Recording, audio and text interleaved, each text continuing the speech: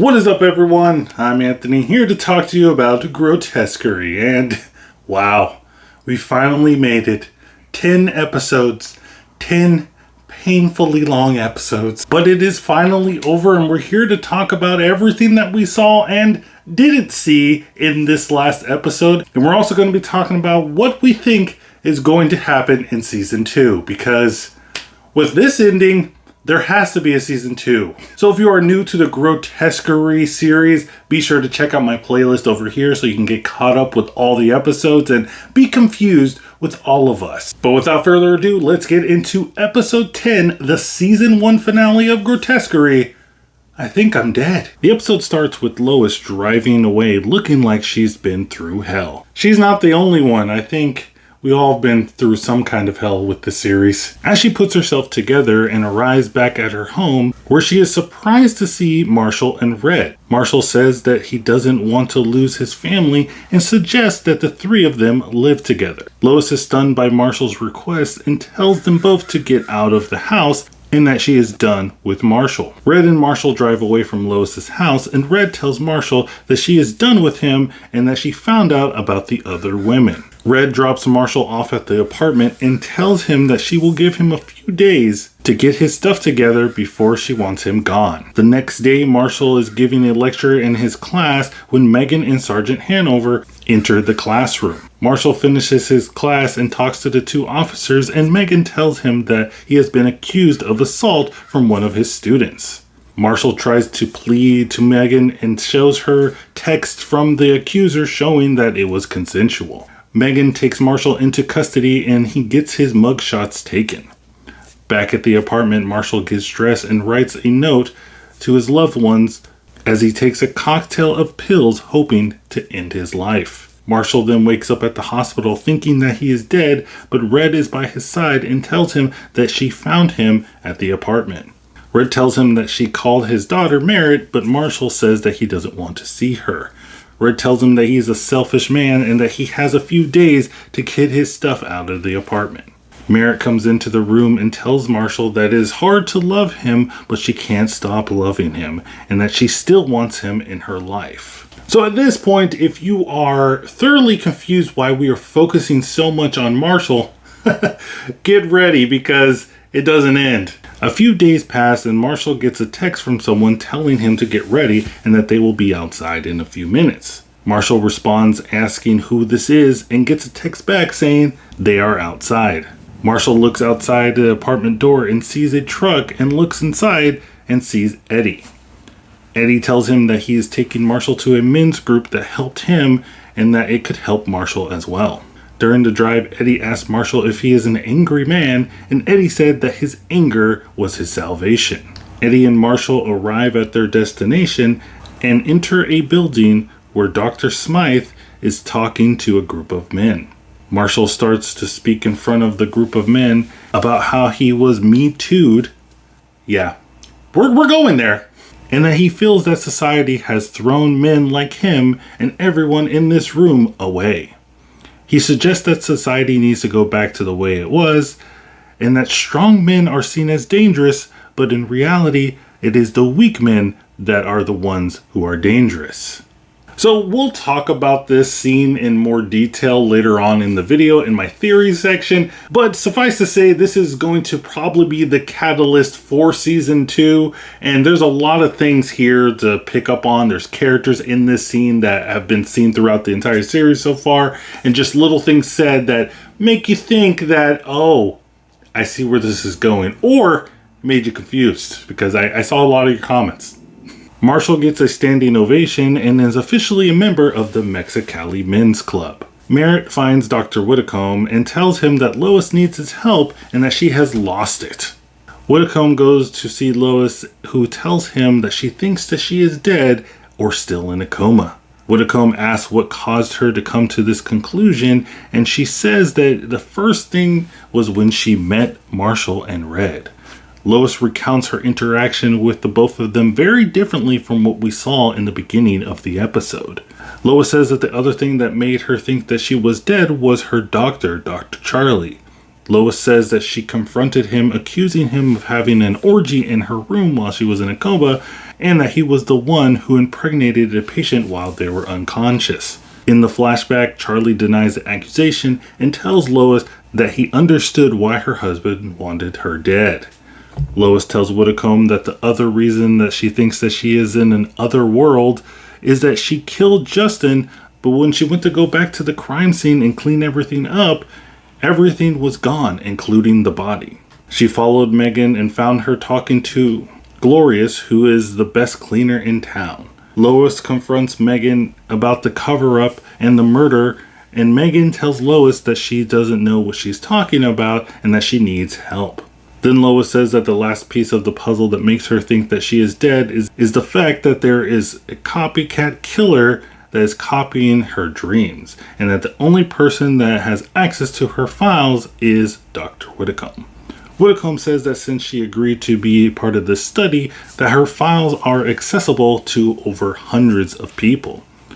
Whitcomb suggests that maybe Lois is the killer since she already confessed to killing someone and that she has gaps in her memory. At night, Megan enters the hospital and visits Lois and begins to cry on her lap. Megan takes Lois to an abandoned church that we saw while she was in a coma in episode 2 and tells her that she is not crazy and that she indeed did kill Justin and she had Glorious help clean up the mess. Megan then tells her that there is another murder and that she's never seen anything like this before and she needs Lois's help. Lois agrees to help Megan and walks over to the crime scene and sees the same scene that we saw in episode 2, but this time Dr. Charlie is in the middle of it all. Also among the victims is the woman who accused Marshall of assault. Lois sighs and gets up and tells everyone to bag the evidence and meet her in her old office in 1 hour. Jack asks Lois if she is going to help them, and Lois says that she will and that she knows who did this. And the episode ends. Now, I've seen a lot of people online saying that this is probably the worst finale that they've ever seen and that it didn't answer any questions. And I think we all knew that there was going to be at least a little bit of a cliffhanger with this final episode. But I even have to admit that I did not think they were going to go this route with this finale. And honestly, I didn't really think they were going to give us that much of answers to the questions that we had all season long. But man, I mean, they really didn't answer anything that we were thinking of this entire season. So I think that it's safe to say that Ryan Murphy is just going to add on to the questions, add on to the confusion, add on to the plot holes because, you know, I mean, this series has been pretty successful for him so far. But I've seen a lot of you in the comments saying that you are not going to probably come back for the second season because it just went off the rail, and that the only reason that you're sticking around is to see yours truly descend into madness. And while I appreciate that, I'm also kind of sad that you won't join me in this hell. But I'm going to say this before we go on. I'm going to cover season 2 if that actually happens. If they greenlit a season 2 and it comes on, I'm gonna have to do this. I'm gonna have to talk about this show. And this is something that I talked about in 8 and 9, that they had an opportunity with like kind of a soft reboot to the series now that Lois is conscious and she's not in a coma anymore. But then they kind of tried to play with us. I was like, oh, maybe she's in a coma still, you know? And they even did that in this episode where they were playing with the audience again of like, hey, maybe she's in a coma, and switching back and forth between whether or not she's actually crazy, she's in a coma, she's a killer. They're just throwing so much stuff at you to the point where you kind of just lose interest because you just want to know, you know, what storyline do you want to just follow? So I guess if I am going to say anything positive out of this finale is that I still, I may be the only one, I still want to see what is going to happen, how they are going to finish this story. It's just weird. But let me know what you think of the season finale in the comments down below. But without further ado, let's get into those theories because I have a big one that I want to talk about. So like I said, we're going to talk about theories, and this one is a big one because this was pretty much the first half of the episode. And we're going to talk about the Mexicali Men's Club. What the heck is that name? But at this club, we see a whole bunch of familiar faces throughout the series. We see some cops. We see Jack there. We see that Franklin guy, I think that's his name. You know who I'm talking about. The tall cop that I thought was a killer a couple episodes ago. He's there. We see the head of the hospital that was there. And then we see Charlie. We see a whole bunch of people that we've seen before. Both the doctors, Dr. Whitcomb and Dr. Smythe, are there. Shout out to the actor that plays Dr. Smythe. Does a good job of being creepy, because that guy, unintentionally creepy, I don't know, but he does a good job. And you know, part of me is kind of applauding Ryan Murphy and everybody else that's working on the show, because they don't really care and they want to make the show that they want to make. But at the same time, I just don't see this playing well with people, with most people, even the people that don't really care about this whole like thing and message that they're trying to push about the men saying like, we're gonna get our revenge and all that stuff.